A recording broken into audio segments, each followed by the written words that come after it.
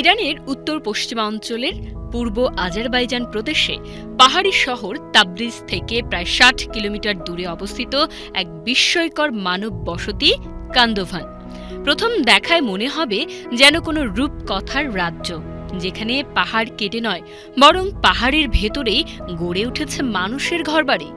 আগ্নেয়গিরির ছাই ও লাভা থেকে তৈরি শঙ্কু আকৃতির পাথরের গুহার ভেতরেই শত শত বছর ধরে বসবাস করে আসছে মানুষ।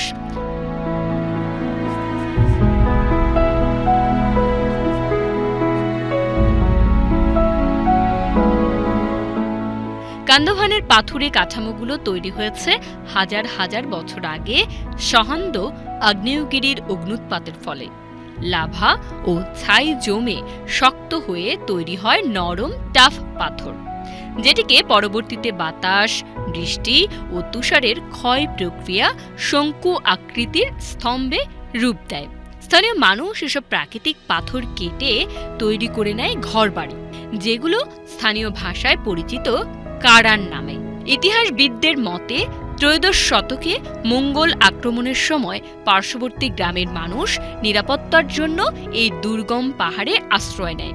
ধীরে ধীরে সেই অস্থায়ী আশ্রয়ই পরিণত হয় স্থায়ী গ্রামে। বাইরে থেকে যতটা প্রাচীন মনে হয়, ভেতরে ঢুকলে ততটাই আধুনিক কান্দোভানের গুহাবাড়ি। বিদ্যুৎ, পানির লাইন, গ্যাস, এমনকি ইন্টারনেট সংযোগও রয়েছে। সাধারণত প্রতিটি গুহা বাড়িতে ২ থেকে ৪টি তলা, বসার ঘর, শোবার ঘর ও রান্নাঘর রয়েছে। পাথরের দেয়াল গ্রীষ্মে রাখে শীতল আর শীতে ধরে রাখে উষ্ণতা, যা প্রাকৃতিকভাবেই শক্তির সাশ্রয়ী এক বাসস্থান।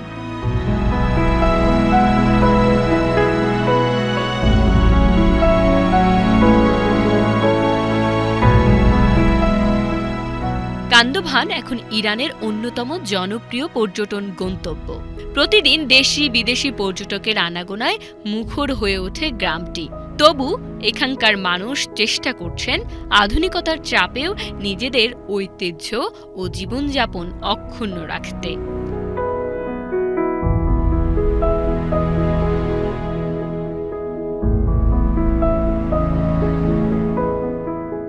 পাথরের বুকে গড়ে ওঠা এই গ্রাম মানুষের ধৈর্য, বুদ্ধি আর প্রকৃতির সঙ্গে সহাবস্থানের এক জীবন্ত দলিল।